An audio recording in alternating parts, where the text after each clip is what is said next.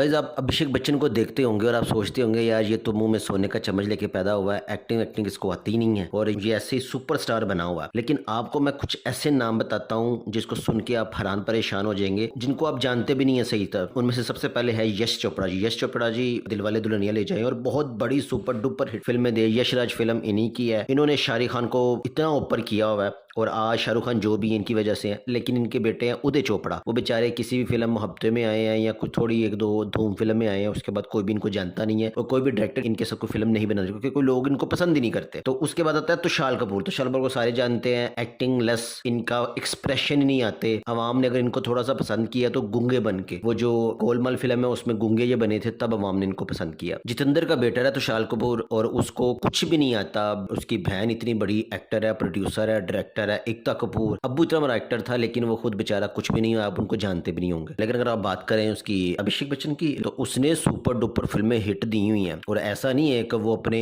अब्बू के बलबोते पे बना है। बड़ी फिल्म्स उसने अपने बलबोते पे की हैं और एक सुपरस्टार और आप और हम उसको जानते हैं। तो आप अगर कंपैरिजन करते हो तो उसका किसी के साथ कर नहीं सकते क्योंकि एक सुपरस्टार वाकई है।